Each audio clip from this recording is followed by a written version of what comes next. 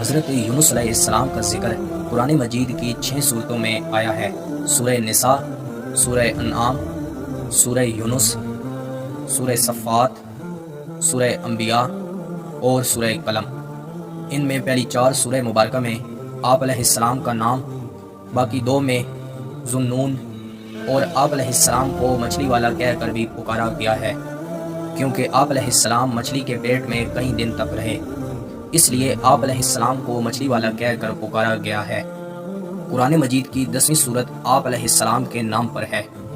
حضرت یونس علیہ السلام حضرت ہود علیہ السلام کی نسل میں سے تھے۔ آپ عراق کے ایک شہر نینوا میں پیدا ہوئے۔ آپ علیہ السلام کا شہر جو اس زمانے میں عروج پر تھا اور وہاں قوم سمود آباد تھی، اور اس شہر کی آبادی 1 لاکھ سے بھی زیادہ تھی۔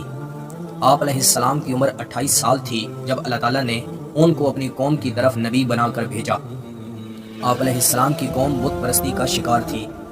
آپ ایک عرصہ تک بت پرستی سے روکتے رہے، مگر قوم کے لوگوں نے آپ علیہ السلام کی دعوت کو قبول کرنے سے صاف صاف انکار کر دیا۔ صرف یہ ہی نہیں بلکہ غرور و تکبر میں مبتلا ہو گئے۔ آپ علیہ السلام کی قوم آپ کی دعوت کا مذاق اڑایا کرتی تھی۔ ایک دن اللہ تعالیٰ نے یونس علیہ السلام کو بتا دیا کہ اپنی قوم کو حکم دیں کہ 3 دن کے اندر اندر ان پر عذاب الہی آئے گا۔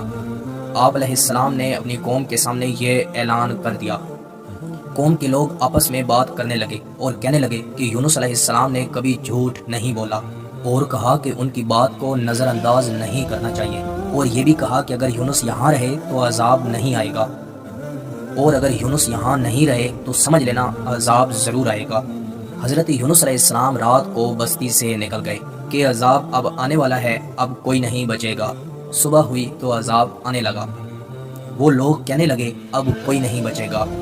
یہ دیکھ کر یونس علیہ السلام کو تلاش کرنے لگے کہ ان کے ہاتھ پر ایمان لے آتے ہیں اور توبہ کرتے ہیں۔ جب انہوں نے یونس علیہ السلام کو نہیں پایا تو استغفار کرنے لگے۔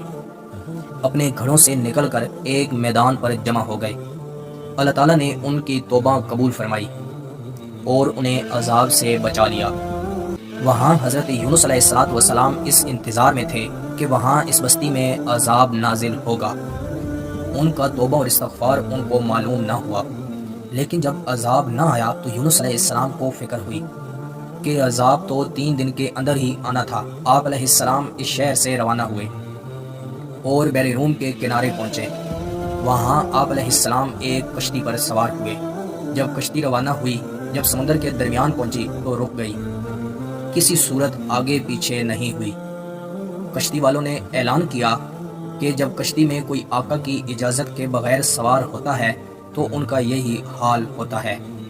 ایسے آدمی کو چاہیے کہ وہ خود کو ظاہر کر دے اور اس کی وجہ سے ہم سب پر مصیبت نہ آئے۔ اس پر حضرت یونس علیہ السلام بول اٹھے کہ وہ بھاگا ہوا غلام میں ہی ہوں۔ آپ علیہ السلام نے فرمایا مجھے دریا میں ڈال دو تا ہم سب اس عذاب سے بچ جاؤ گے، مگر کشتی والے سب اس پر تیار نہ ہوئے، بلکہ انہوں نے قرعہ اندازی کی، جس کا نام ظاہر ہوا اس کو دریا میں ڈالا جائے گا۔ لیکن اس میں بھی آپ علیہ السلام کا نام آیا۔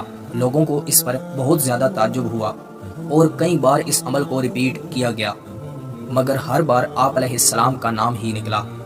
سورہ صفات میں اس واقعہ کو بیان کیا گیا ہے۔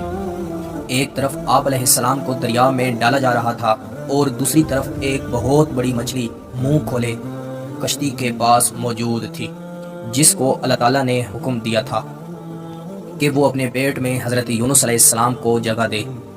حضرت یونس علیہ السلام جیسے ہی پانی میں گرے، مچھلی نے آپ کو اپنے پیٹ میں لے لیا۔ مشہور روایت یہی ہے کہ آپ وہاں 40 دن تک رہے، لیکن بعض نے 5 دن، بعض نے 6 دن اور بعض نے چند گھنٹے لکھے ہیں۔ اس حالت میں آپ علیہ السلام نے دعا فرمائی، لا الہ الا انت سبحانک انی کنت من الظالمین۔ اے اللہ، تیرے سوا کوئی معبود نہیں، تیری ذات پاک ہے، بے شک میں ہی قصوروار ہوں۔ اللہ تعالیٰ نے ان کی یہ دعا قبول فرمائی اور مچھلی نے آپ علیہ السلام کو بالکل ٹھیک حالت میں دریا کے کنارے ڈال دیا۔ مچھلی کے پیٹ کی گرمی کی وجہ سے آپ علیہ السلام کے جسم پر کوئی بال نہیں رہا۔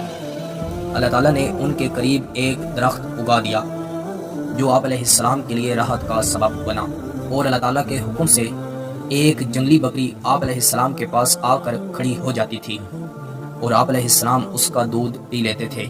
پھر آپ علیہ السلام ٹھیک ہوئے اور آپ اپنی قوم کے پاس تشریف لے گئے۔ پھر سب لوگ محبت اور شفقت کے ساتھ پیش آئے اور آپ علیہ السلام پر ایمان بھی لائے۔ آپ علیہ السلام کی بقیہ زندگی یہیں پر ہی بسر ہوئی اور آپ علیہ السلام کا انتقال بھی یہیں ہوا، اور آپ علیہ السلام کی قبر بھی یہیں موجود ہے، جو نینوا کی تباہی کے بعد نہ معلوم ہو سکی۔ اس قصہ میں ہمیں یہ سبق ملتا ہے کہ کسی صورت بھی اللہ تعالیٰ کی رحمت سے مایوس نہیں ہونا چاہیے۔